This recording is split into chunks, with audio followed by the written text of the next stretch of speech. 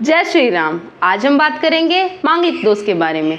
एक ऐसा दोस्त जिसका नाम सुनते ही लोग घबरा जाते हैं कि उनका विवाह होगा भी या नहीं। तो घबराइए नहीं, आज इस वीडियो को देखने के बाद आपके सारे मिथ्य खत्म हो जाएंगे। आपको सच्चाई की जानकारी होगी। जिन्हें बिल्कुल भी नहीं पता कि मांगलिक होता क्या है, ये दोष है, इसका उपाय क्या है, या फिर कच्चा पक्का ज्ञान है जिन्हें, उनके लिए तो ये वीडियो बहुत ज़्यादा इम्पॉर्टेंट है। तो चलिए शुरू करते हैं बिना टाइम वेस्ट। आज इस वीडियो में हम 4 चीज़ कवर करेंगे, मतलब 4 पॉइंट कवर करेंगे। पहला कि मांगलिक दोष होता क्या है। दूसरा कि मांगलिक व्यक्ति का पर्सनालिटी कैसा होता है, खुद का उसका व्यक्तित्व कैसा होता है, उसका स्वभाव कैसा होता है। तीसरा, मांगलिक व्यक्ति के वैवाहिक जीवन पर मांगलिक होने का क्या प्रभाव है, मतलब उसका वैवाहिक जीवन कितना सुखमय होगा, क्या होगा इसका। चौथा, अगर ये दोष है तो इसका उपाय भी होना चाहिए। Prevention is better than cure. तो फिर इसके उपाय के बारे में हम लास्ट में बात करेंगे। तो चलिए शुरू से शुरू करते हैं पहले टॉपिक से। मांगलिक शब्द लिया गया है मंगल ग्रह से। मंगल ग्रह, हमारा शरीर जो है वो 5 महाभूत से बना है। क्षितिजल पावक गगन समीरा, पंच तत्व मिल अधम शरीरा। मतलब आकाश, जल, पृथ्वी, अग्नि, वायु, इन 5 को मिलाकर हमारा शरीर बना है। और हम मंगल ग्रह को यानी मांगलिक को अग्नि से जोड़ सकते हैं, अग्नि से समझ सकते हैं। मतलब अग्नि मतलब ऊर्जा, एनर्जी। अब बात करते हैं कि कोई व्यक्ति मांगलिक हुआ कैसे।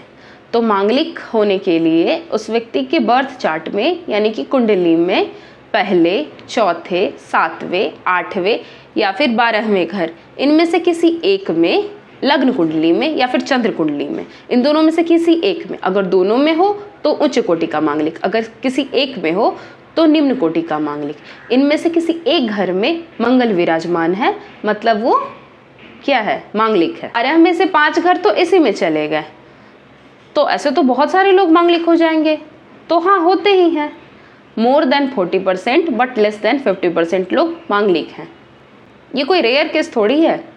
यदि आप भी मांगलिक हैं तो आप कोई रेयर नहीं हैं, बहुत लोग मांगलिक हैं। अब धीरे धीरे बात करेंगे हम शॉर्ट में इन 5 घरों के बारे में। पहला घर होता है तन का। भृगु संहिता के अनुसार पहला घर है तन का। तन यानी कि आपकी खुद की पर्सनैलिटी का। चौथा घर होता है माता, भूमि और सुख का।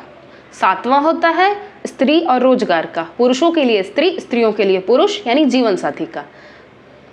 8वां घर होता है ससुराल पक्ष का और मृत्यु एवं पुरातत्व का। 12वां घर होता है खर्च और बाहरी संबंध का। अब हम वीडियो के दूसरे पार्ट पे पहुंच चुके हैं, जहां हमें जानना है कि मांगलिक व्यक्ति का व्यक्तित्व कैसा होता है। तो मांगलिक लोग थोड़े से सेल्फ सेंटर्ड होते हैं, लीडरशिप क्वालिटी होती है इनमें, एम्बिशियस होते हैं, बड़े सपने होते हैं इनके। थोड़ी सी बुराइयां भी हैं इनमें, जैसे थोड़े डोमिनेटिंग नेचर के होते हैं, दूसरों पे थोड़े डोमिनेंट होते हैं, किसी से दबते नहीं हैं, अपने आप को आगे आगे रखते हैं किसी भी चीज़ में।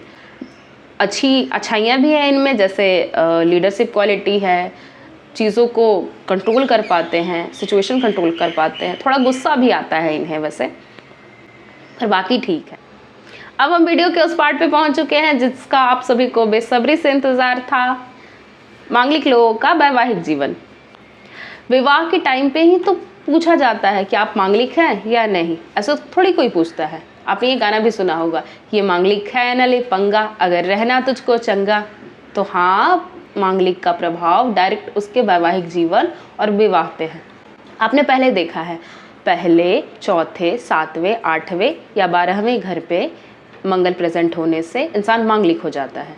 मंगल की दृष्टि होती है 4वीं, 7वीं एवं 8वीं। दृष्टि को आप ऐसे समझ सकते हैं, जैसे स्कूल में जब बच्चे पढ़ते हैं तो उनकी टीचर जब प्रेजेंट होते हैं क्लासरूम में तो बच्चे बदमाशी नहीं करते। बच्चे बदमाशी तब भी नहीं करते जब क्लासरूम में सीसीटीवी कैमरा लगा हो। सीसीटीवी कैमरे से टीचर बच्चों पे नज़र रखते हैं, मतलब दृष्टि रखते हैं।